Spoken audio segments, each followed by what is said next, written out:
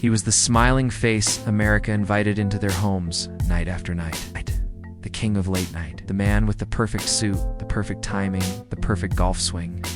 But behind that charm and polished delivery was something far more complicated. Johnny Carson didn't just host The Tonight Show, he ruled it. And like all rulers, he had enemies. Some were banned, others blacklisted, friends turned foes, lovers turned ghosts. This is the side of Johnny Carson you were never meant to see, the one hidden behind the laughter, a side full of secrets, grudges, and consequences that would haunt him and those around him for decades. From magic tricks to talk show titan, Johnny Carson's journey to the top started in the least likely of places, a quiet home. In Corning, Iowa, as a young boy, he became obsessed with magic. He would spend hours perfecting tricks in front of a mirror, desperate to control attention. And maybe, just maybe, win his mother's elusive approval. That hunger for applause followed him through high school and into the Navy, where he performed magic shows for his fellow sailors. But even then, Carson wasn't like other entertainers. He didn't just want the spotlight. He wanted to own the stage after college. He landed local radio and television gigs, eventually hosting the quiz show, Who Do You Trust? And it was there that his dry wit and cool confidence caught NBC's attention. In 1962, they handed him the reins to The Tonight Show, and Carson never let go. How Carson quietly built a kingdom from the moment he stepped behind the desk. Carson began building his empire. He turned The Tonight Show into must-see television, refining a formula that other hosts still copy today. Monologue, sketch, interview, golf, swing, laugh. But what no one saw or dared to talk about was how deeply Carson controlled every inch of the production. He demanded precision, silence in the hallways, complete deference from staff and guests alike. And while his audience saw a gentle Midwestern charmer, insiders whispered about his icy glares, mood swings, and a power that could either bless your career or end it. Because once you were in Johnny's circle, you weren't just on television, you were in the kingdom. And if you fell out of favor, you were erased. For millions of viewers, Joan Rivers was a bold, hilarious firecracker. But to Johnny Carson, she was something much more personal, and that made her betrayal all the more devastating. Joan Rivers didn't just appear on The Tonight Show, she owned the stage every time she was on it. Her whip-smart humor, fearlessness, and ability to roast a celebrity while still making them laugh made her a fan favorite. More importantly, Carson admired her, respected her. She was one of the very few who could match his timing, a rare peer in a world of pretenders. Behind the scenes, Carson saw her as family. Some insiders believed their bond even went deeper. While nothing was ever confirmed, there were persistent whispers in Hollywood circles that Joan Rivers and Johnny Carson were more than friends, that their relationship blurred lines. If true, it makes what happened next all the more chilling. In 1986, Joan Rivers accepted an offer from the fledgling Fox network to host her own competing late-night talk show. And crucially, she did it without telling Carson first. She claimed she wanted to, that she planned to call him the moment the deal was finalized. But before she could pick up the phone, the news broke. Carson heard it not from her, but from a press release. He didn't take it well. Not only did Carson see this as a betrayal, he saw it as mutiny. This wasn't just about business. This was about loyalty. He had made her, brought her into living rooms across America. She was his protege, his chosen heir, some said. And now, she was challenging his kingdom. That same day, Rivers tried to call Carson repeatedly. He wouldn't pick up.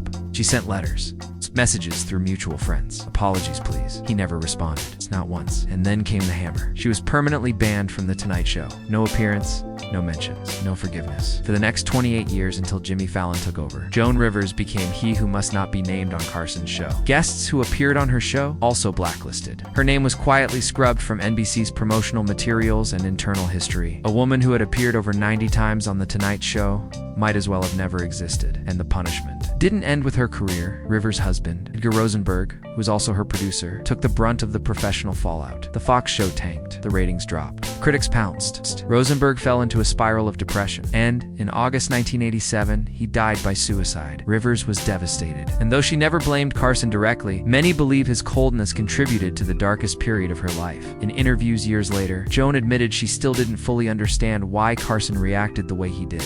I adored him, she said. I would have never wanted to hurt him, but hurt him, she did. And in Johnny's eyes, that was the only thing that mattered. Even after his death in 2005, the ice between them remained unthawed. When Rivers passed in 2014, her first Tonight Show appearance in nearly 30 years aired posthumously. It took Fallon, 2 hosts removed from Carson, to finally lift the ban, but the scars remained. Carson's grudge wasn't just personal, it was historical. He rewrote the late-night legacy in real time, with Rivers edited out. It raises the question, what did Carson truly fear? Some say he feared being replaced, not just by Rivers, but by anyone. that a woman could one-up him. In a man's world, others say he feared the truth, that their bond wasn't just professional, and that the betrayal cut deeper because it was personal. Whatever the reason, the message was loud and clear: betray Johnny Carson and you're erased. Late-night comedy is built on a simple idea: nothing is sacred. Politicians, celebrities, cultural trends, all fair game. But there was one person you didn't dare mock too often: Johnny Carson. The man dished it out with razor-sharp wit, but he did not enjoy being the punchline. And for those who forgot that, consequences were swift and final. No one learned that lesson more painfully than Rich Little, the Canadian-born impressionist who rocketed to fame in the 1970s. Known as the man of 1,000 voices, Little could mimic anyone from Richard Nixon to John Wayne. But his most famous impression was Carson himself. Audiences roared. Little's Carson voice, soft, slow, slightly nasal, became a late-night staple. He delivered it on Carson's own stage. The crowd loved it, but Johnny didn't. At first, Carson played along. He'd smile, chuckle, even joke back. But that smile, it didn't reach his eyes. Behind the scenes, Carson was livid. He felt mocked, parodied, exposed, and more than anything, out of control.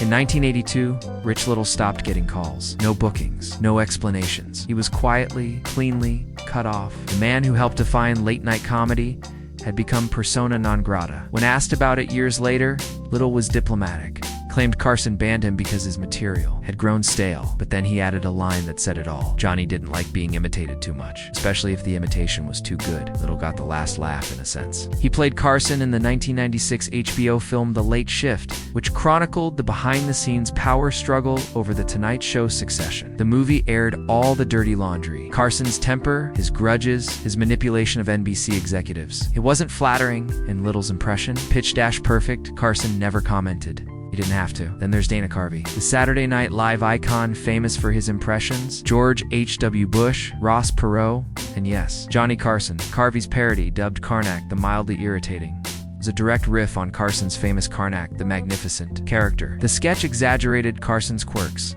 the stilted delivery, the smugness, the smug self-dash amusement. It was hilarious. It also crossed the line. Carvey later told interviewers that he had a tense interaction with Carson backstage. What started as friendly banter turned cold fast. Carson didn't yell. He didn't argue. Just made it clear. The impression wasn't appreciated after that. Carvey's Tonight Show invites stopped. Even at the height of Wayne's World success, when he and Mike Myers were box office gold, Carson never invited Carvey back. It wasn't about ratings. It was about respect. Impressions are a form of flattery. But for Carson, they were also a mirror, and he didn't like what he saw. Because those parodies didn't just poke fun at his voice or timing, they revealed something more vulnerable: the stiffness, the perfectionism, the ego. They showed the man behind the curtain, and Carson hated being seen in Johnny's world. There was one golden rule: he gets to laugh at you, not the other way around. So when someone dared to flip that power dynamic, even in jest, they didn't just lose a booking, they lost their place in the kingdom.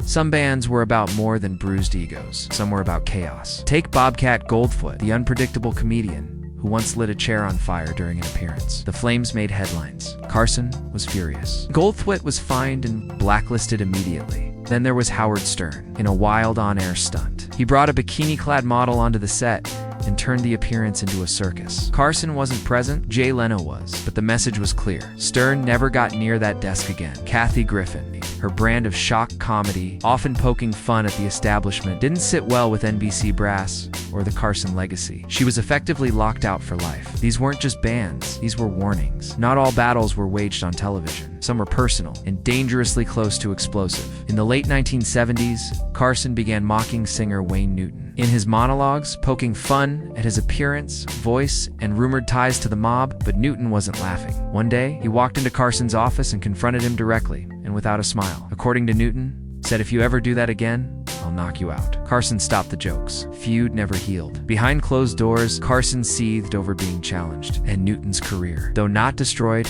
never quite recovered from the ridicule. It was a dangerous game. Laugh at Carson and risk losing everything. Carson may have ruled the studio, but at home, his kingdom was always falling apart. He was married 4 times, 3 ended in bitter divorce. His second wife, Joanne Copeland, described him as emotionally distant, deeply controlling and obsessed with work. His relationship with his sons was equally strained. His son Rick struggled with mental health and substance abuse. Carson often blamed himself, confessing in rare interviews that he was absent, cold, and didn't know how to connect. Rick died tragically in a car accident in 1991, a loss that crushed Carson. It's also exposed the walls he had built between himself and his family. For all his charm on camera, Carson's personal life was marked by silence, resentment, and loss. Henry Bushkin was Carson's closest confidant for nearly 2 decades, his personal attorney, fixer, and the man who saw it all. In his tell-all memoir, Bushkin painted a picture of Carson far removed from the public image. He recalled the time Carson asked him to break into his wife's apartment to confirm an affair. He wrote about Carson's alcoholism, his inability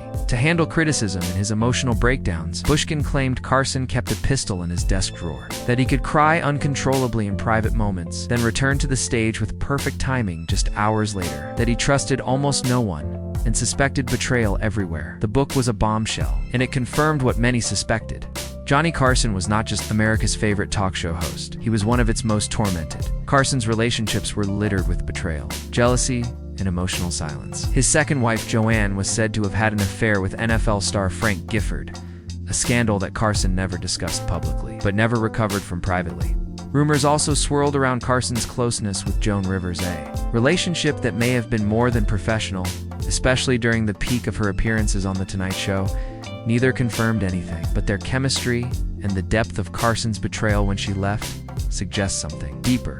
His third wife, Joanna Holland, was a former model who filed for divorce without warning Carson. She later admitted she could no longer live under his rules, his silences, or his moods. By the time she left, she said she didn't recognize the man she had married. For Johnny Carson, love always came with a cost, and someone always paid it. In 1987, Carson married Alexis Moss, his fourth and final wife. Unlike the others, she stayed out of the spotlight, quiet, supportive, and perhaps most importantly, she didn't challenge his need for control. Together, they retreated into a private world of travel, art, and reading. Carson studied African culture, learned photography, and slowly withdrew from the public eye. After he retired in 1992, he never returned to late night, not even for a cameo. When he died in 2005, after a long battle with emphysema, fans mourned the loss of a legend. But those who knew him best understood something deeper, that Carson's final years were not just a retirement, they were an escape. For once in his life, he had found peace. Johnny Carson didn't just dominate late night, he redefined it. For 30 years, The Tonight Show wasn't just another program, it was the program, the gold standard, a place every celebrity wanted to be. And Carson, he wasn't just the host. He was the gatekeeper, the judge, the kingmaker, and sometimes the executioner. He could make you a household name with a single joke. A thumbs up from Carson meant instant credibility in Hollywood. But if you crossed him even once, that same power could shut doors just as quickly. For every career he helped launch, there's another that was quietly extinguished behind the velvet curtain. And that's what made him such a fascinating contradiction. He was adored by millions, but famously cold and private. He made America laugh, but couldn't always find peace in his own home. Kept the nation company for decades, but struggled to maintain intimacy in his personal life. He married 4 times, and 3 of those ended in collapse. His relationship with his children, especially his son Rick, was fractured, full of silences, misunderstandings, and regret. And while the world saw a polished performer with quick wit and perfect timing, those closest to him saw a man at war with himself. In public, Carson wore a mask of charm and poise. In private, he was known for long silences, emotional distance, and a refusal to reconcile with those who hurt him. He forgave few, forgot nothing. Joan Rivers, his once beloved protege, learned that the hard way. Rich little Dana Carvey, and countless others could tell you the same. Even behind the laughter, there was always an edge, a line you couldn't cross. Carson never had to scream or threaten. He didn't need to. Silence was punishment enough. His disapproval could erase you. And in the high-stakes world of late-night TV, that was a terrifying kind of power. And yet, for all his flaws, Carson was irreplaceable. He wasn't just a host. He was a curator of American culture, a late-night therapist, a national comforter, a magician of mood. He made awkward guests shine.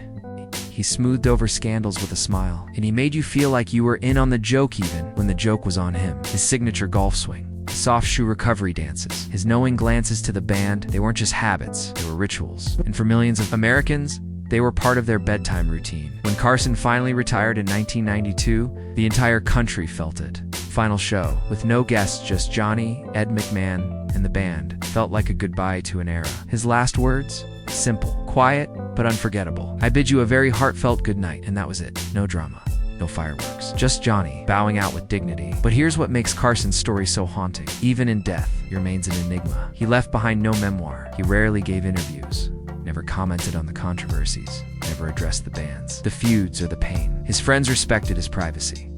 His enemies feared his silence, and his fans were left to piece together the myth from fragments. Was he a misunderstood genius, brilliant but damaged man? Or simply someone who chose to protect himself from a world that never stopped demanding more? Maybe he was all of those things. But one thing is undeniable. Johnny Carson wasn't just a host, he was a mirror. He reflected who we were, who we wanted to be, and sometimes who we feared becoming. Behind the laughter was a man with regrets. Behind the glamour, a man who longed for peace. And behind the curtain, a man who never fully let anyone in. So now we ask you, was Johnny Carson a misunderstood icon? Or a ruthless king behind a desk? Was his coldness the price of genius, or something darker? And most of all, did we ever really know him at all? Let us know in the comments below. And if you found this story as riveting as we did, don't forget to like, subscribe, and turn on notifications for more untold stories from Hollywood's golden age. We'll see you next time with another story that was almost lost to time. If this shocked you, hit that like button and tell us in the comments who was the real Johnny Carson, the charming icon, the cold tyrant, or something in between. And if you think this was wild, wait until you hear what really went down with Lucille Ball and her secret FBI connection. Subscribe now so you don't miss the next story Hollywood tried to bury.